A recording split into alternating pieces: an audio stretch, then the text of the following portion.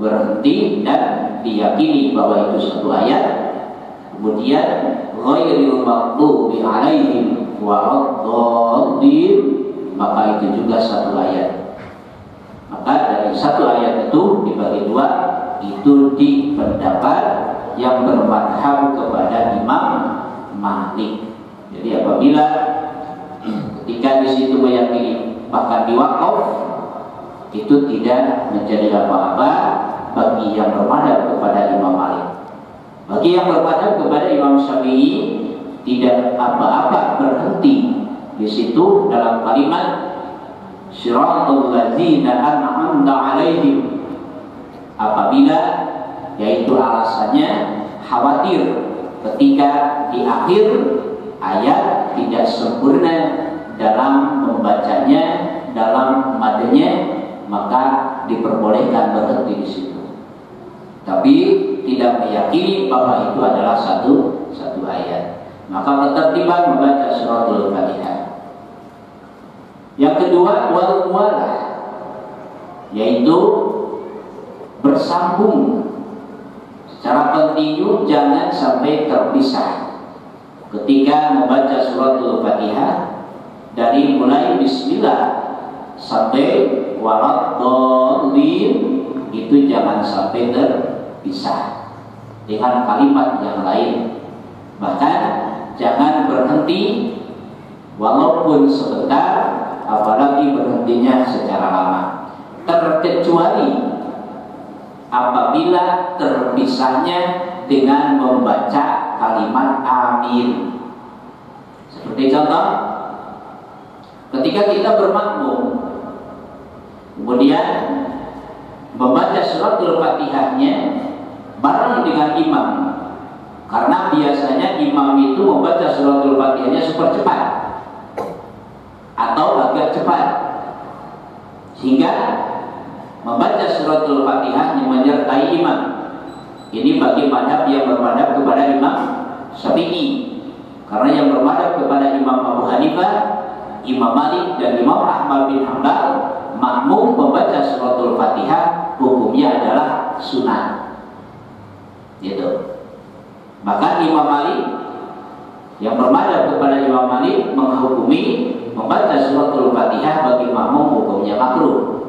Nah ini kalau bagi madhab Imam Syafi'i, ketika menyertai imam membaca suratul Fatihahnya, seperti contoh Alhamdulillahi Rabbil Alamin Ar-Rahmanir-Rahim Maliki Yaumiddin, kemudian imam sudah waladdallin Rabbighfirli wa liwalidayya, maka diselang dengan kalimat amin. Bagi makmum berhenti dulu, itu diperbolehkan kalau hanya dengan kalimat amin. Kalau selain kalimat amin, maka itu tidak diperbolehkan. Seperti ketika mendengar ada orang yang bersin, kemudian ketika pas membaca suratul Fatihah, lalu yaitu di tengah suratul Fatihah membaca hamdalah, maka itu tidak diperbolehkan. Itu di madhab Imam Syafi'i. Nah, itulah diantaranya. Kalau di madhab selain Imam Syafi'i, karena membaca suratul Fatihah itu hukumnya sunat bukan wajib, ya boleh-boleh saja. Gitu. Makanya ada yang berpendapat ketika imam sedang membaca Fatihah dan surat, ya makmum berdiam, tidak membaca apa-apa, hanya mendengarkan bacaan imam saja. Itu selain madhab Imam Syafi'i. Jadi jangan sampai dijadikan sebuah permasalahan, yang terpenting jelas dalam bermadhabnya. Saya tidak mau bermadhab, silahkan. Bolehkah tidak bermadhab? Boleh. Tapi dengan catatan, dengan syarat harus menjadi mujtahid mutlak. Boleh. Bahkan yang sudah mujtahid mutlak bermadhab itu hukumnya haram. Haram bermadhab bagi yang sudah mujtahid mutlak.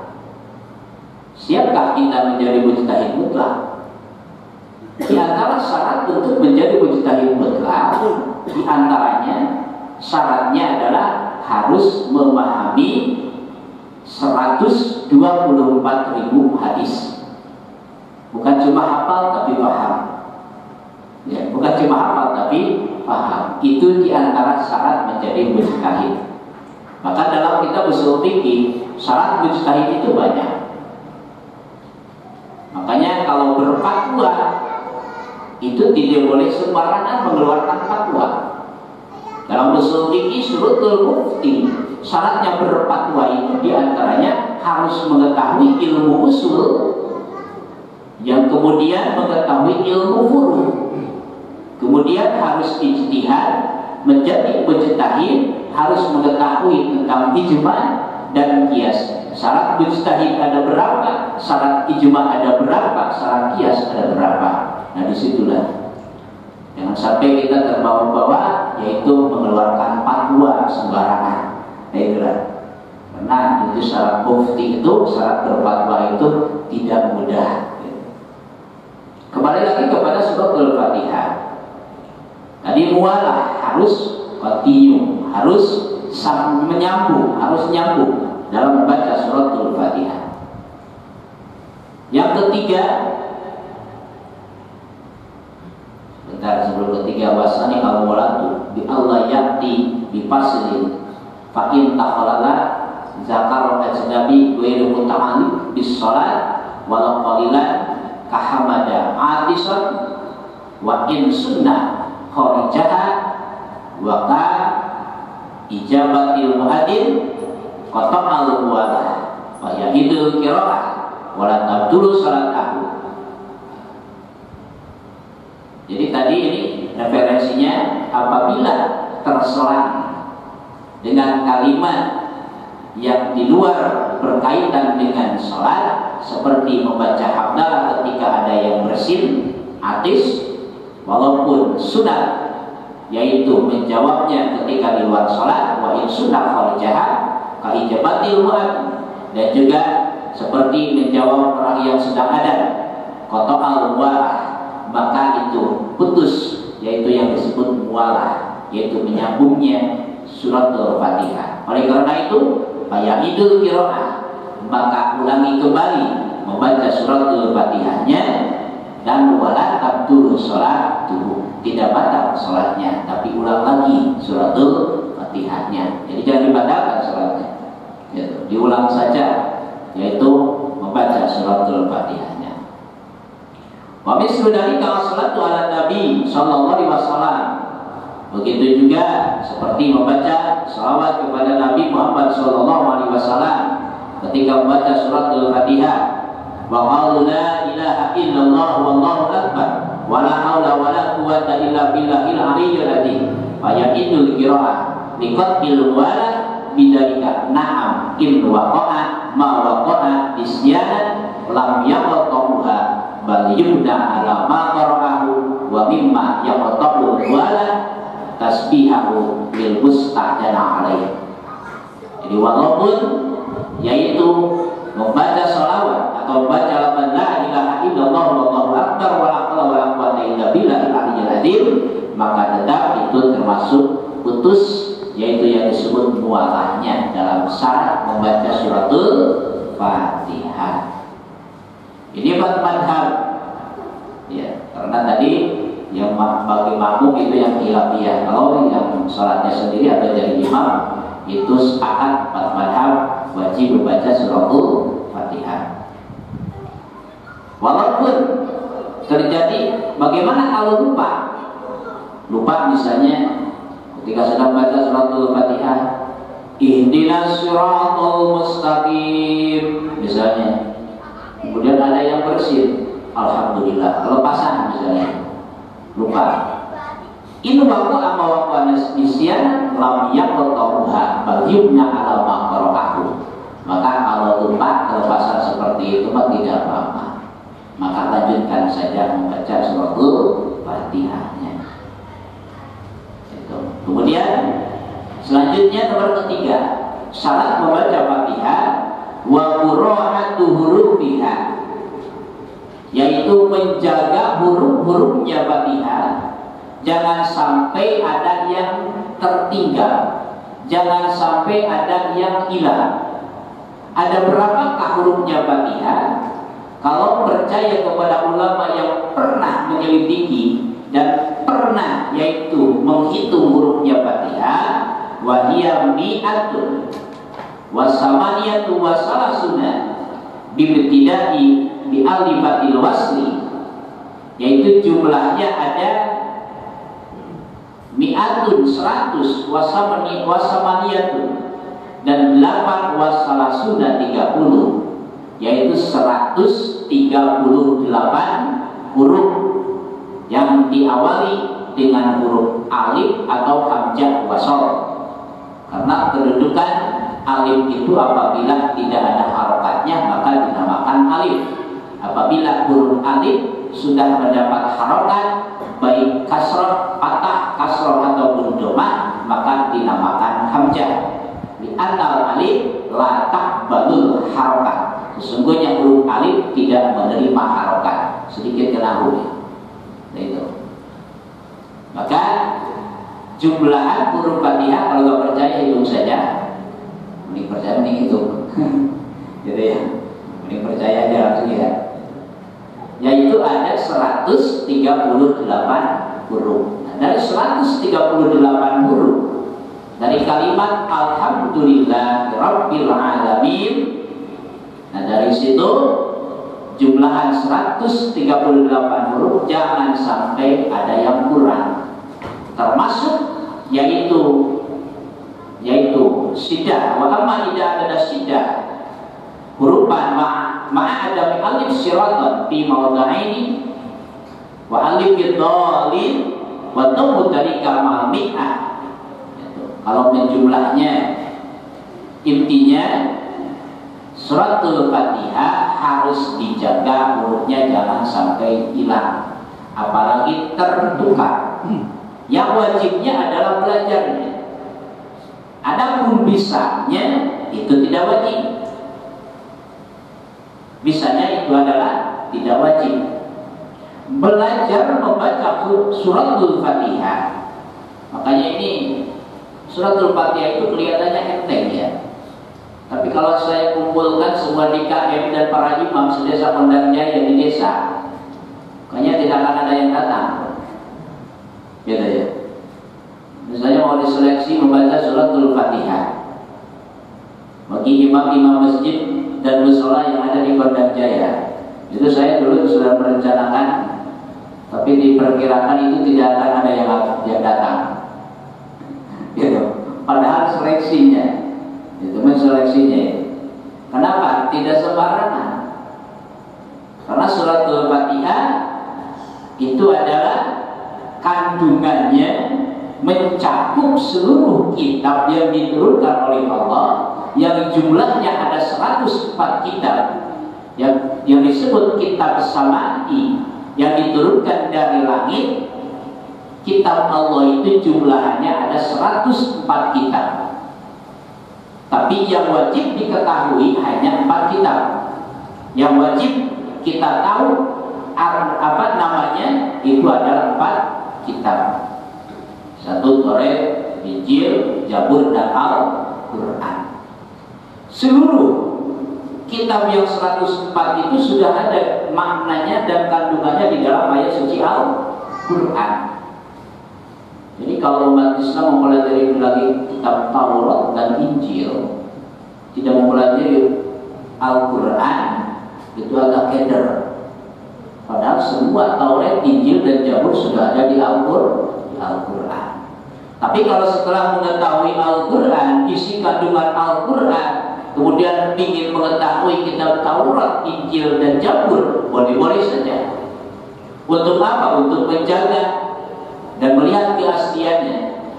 Kenapa? Karena di dalam Al-Quran sudah dijelaskan yang dinamakan ahlul kitab di dalam Al-Quran itu adalah orang-orang yang merubah kitab Injil sehingga menjadi 4 bagian.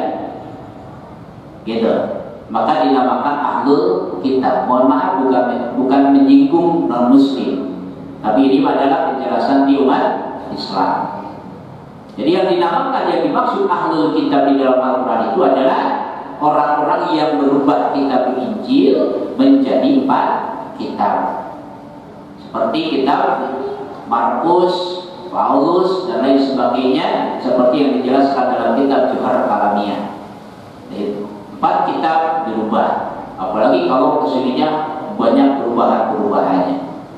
Nah di situ karena yang ada di Injil yang asli itu sama, itu aturan dari Allah Subhanahu wa Ta'ala.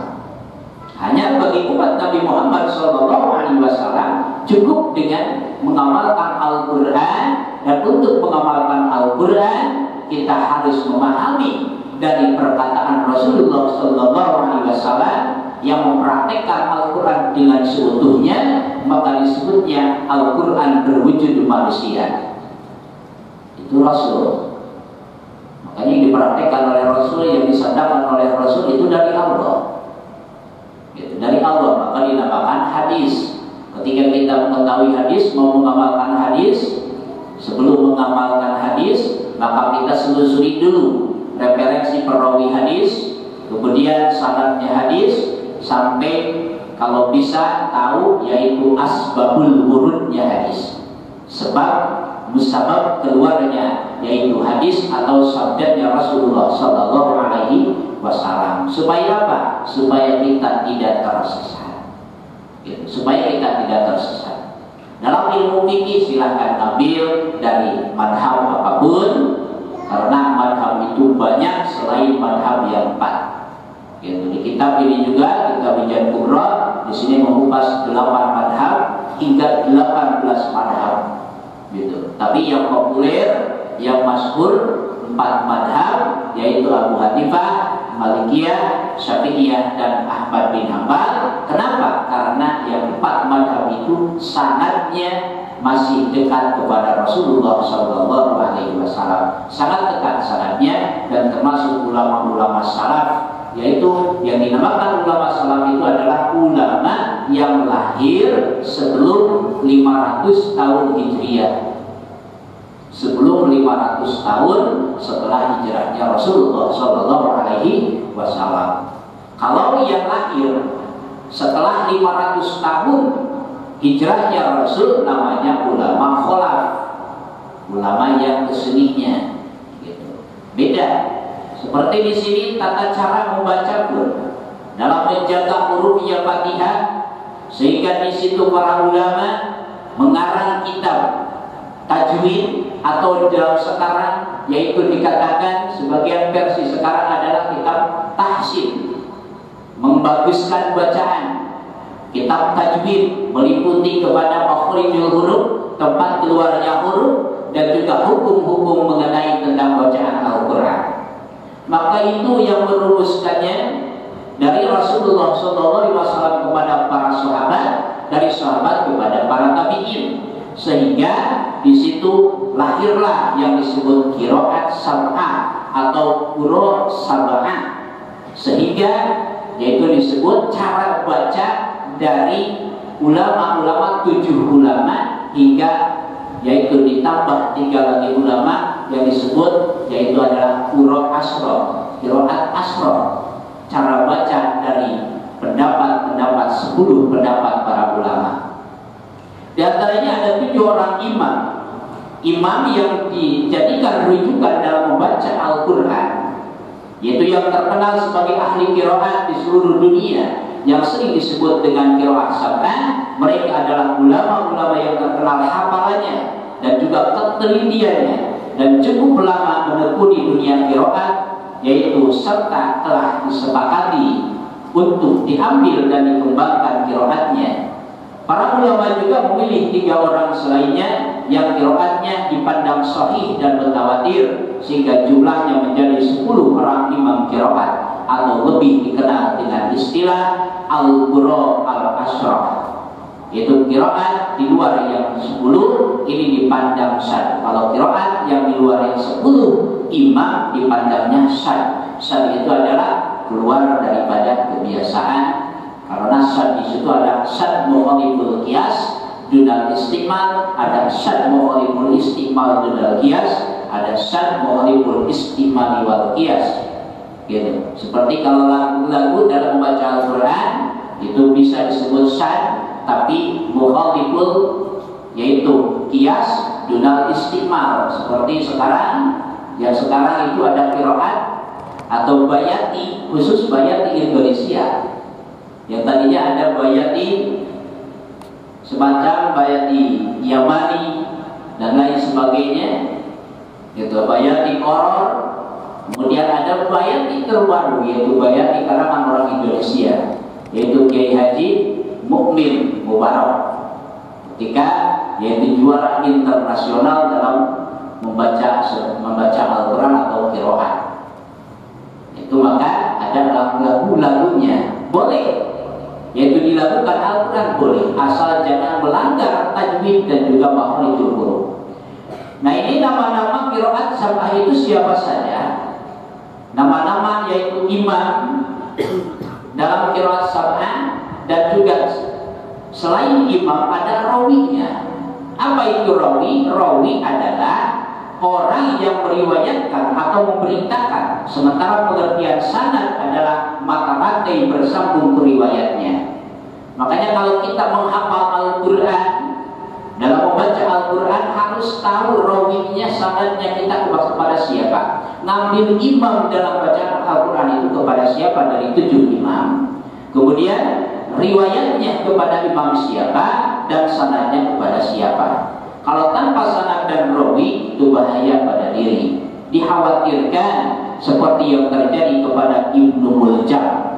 Ibnu Muljam itu orang yang hafal Al-Quran, tapi setelah itu datang setan masuk pada dirinya karena selain Nabi dan Rasul tidak dimaksud, tidak dijaga oleh Allah Subhanahu wa Ta'ala, sehingga masuk yaitu kepada hatinya karena ada rasa ujub, sedangkan ujub adalah salah satu pintu masuknya setan pada diri manusia. Ketika setan masuk pada diri manusia, sehingga melihat Sayyidina Ali, memandang bahwa Sayyidina Ali itu kurang bijak dan tidak mengamalkan Al-Quran, yang akhirnya Sayyidina Ali itu dibunuh sama Ibnu Muljam di waktu subuh. Itu Ibnu Muljam itu hafal Al-Quran, gitu. Makanya di situ harus mengetahui sanad dan rawinya dalam masalah tentang bacaan Al-Quran pun. Dalam ilmu fikih tadi ada madhab, dalam baca Al-Quran juga sama. Cuma dari ke-10 imam yang paling banyak dianut oleh qori Indonesia adalah Imam Asim. Siapa Imam Asim? Imam Asim itu bacaan beliau, cara bacanya itu rawinya diriwayatkan oleh Imam Hafiz. Makanya dikenal dengan menganut qiraat Hafiz, gitu. Dalam bacaannya tidak menganut qiraat Hamzah. Itu mayoritas di Indonesia dalam membaca Al-Quran menganut qiraat Hafiz, atau yaitu berimam kepada Imam Asim, gitu. Contoh qiraat Hafiz, Imam Asim dalam masalah sakat di dalam Al-Quran hanya 3 tempat. Hanya 3 tempat. Di antaranya di surah Al-Kahfi ayat pertama, pas iwaja berhenti tapi tidak bernapas, maka dilanjut iwaja qayyima, berkali berhenti di situ. Qayyima liyudhira ba'san syadidan min ladunhu wa yubashshiral mu'minin, dan lain sebagainya, dan seterusnya al-ayat kalau bahasa Arabnya. Kemudian di surat Yasin dan juga di juz amma ada 1 tempat, 1 titik. Berbeda dengan qiraat Hamzah. Kalau qiraat Hamzah itu sakatnya di setiap huruf yang sukun, huruf yang mati kedepannya ada huruf Hamzah, maka di situ sakat. Contoh a'anzartahum, berhenti di situ tapi tidak bernapas. A'anzartahum am lam tunzirhum la yu'minun. Jadi setiap mendapatkan huruf yang mati kedepannya ada huruf Hamzah, maka sakat. Itu Imam Hamzah, gitu. Jadi kalau ada yang mengatakan sembarangan yaitu menempatkan sakat, itu nganutnya kepada imam siapa dari qiraat yang 7, gitu. Mayoritas Indonesia yaitu ngambilnya kepada Imam Asim, bacaan beliau diriwayatkan oleh Imam Hafiz dan diajarkan kepada murid-muridnya, sehingga riwayat ini sampai kepada Imam Muhammad bin Muhammad Al-Jazari yang selama ini kita kenal sebagai pengarang kitab tajwid, yaitu Jazariyah, yang sudah banyak dipelajari di kalangan santri, yaitu kitab Jazariyah, kitab Fathul Atfal, kitab Hidayatul Mustafid, gitu, dan juga Hidayatul Mustafid. Kemudian kesananya Jazariyah punya syarah seperti kitab Minahul Fikriyah, itu kitab-kitab tajwid dalam cara membaca Al-Quran itu bukan cuma 10-20 ratusan, bagi sampai kepada kitab Sirajul Qari'nya. Itu dalam cara membaca Al-Quran, supaya mengetahui makharijul huruf. Setelah mengetahui makharijul huruf dari 28 huruf, tempat keluarnya huruf, yaitu dari mulai tenggorokan sampai bibir, dan juga yaitu pangkal hidung yang disebut haisum, maka di situ perlu juga mengetahui sifat huruf seperti isti'lah, intilah, istifal, infitah, dan lain sebagainya. Itu sifat huruf. Kemudian dimasukkan kepada tajwidnya. Jangan sampai huruf ikhfa semuanya betul?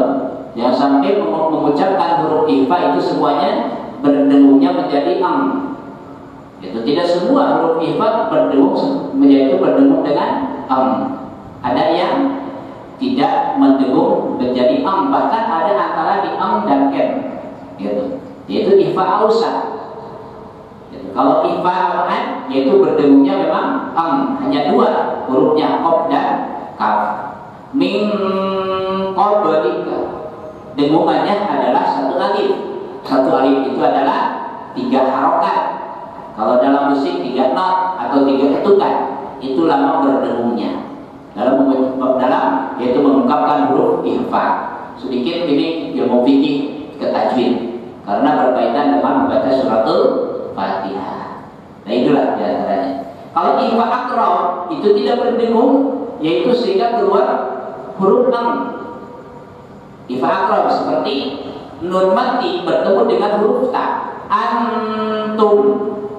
Jadi bukan jadi jangan membaca antum, tapi yaitu ke dohiriyah, ke idhar, antum, hamzah nun ta, antum, gitu. Nah, itu diantaranya contoh, yaitu adalah ikhfa. Nah ini ketika membaca suratul Fatihah perlu, intinya adalah harus benar-benar menjaga hurufnya Fatihah. Dan juga qiraat-qiraat diantaranya satu Imam Amr bin A'la, yang kedua yaitu Ibnu Katsir. Ibnu Katsir dimaksud di sini bukan Ibnu Katsir pengarang kitab tafsir, dan Ibu Abu Amr bin A'la, yaitu beliau adalah seorang guru besar para perawi. Nama lengkapnya adalah Jaban bin A'la bin Amr Al-Mazani Al-Basri. Beliau adalah qori dari Basrah alias Iran. Beliau lahir pada 67 Hijriah. Itu lahirnya juga masih di kalangan tabi'in. Ini para qiraat sab'ah, tidak ada yang lahir sampai ratusan setelah hijrah, puluhan. Paling banter yaitu 85 Hijriah, gitu lahirnya. Jadi ulama-ulama tabi'in. Jadi kalau ada yang berdebat masalah qiraat sab'ah, itu adalah ulama-ulama salaf, bahkan bukan cuma ulama salaf tapi dari kalangan tabi'in. Itu masih dekat dengan Rasulullah SAW. Nah, ini Abu Amr, dan wafatnya beliau yaitu wafat di Baghdad pada tahun 246 Hijriah. Itu wafatnya. Kemudian Ibnu Katsir. Kemudian siapa lagi yang kita akan mempersingkat waktu, Nafi Al-Madani. Kemudian selanjutnya dari 7 imam itu adalah Ibnu Amr As-Samasi atau As-Sami, gitu. As-Sami.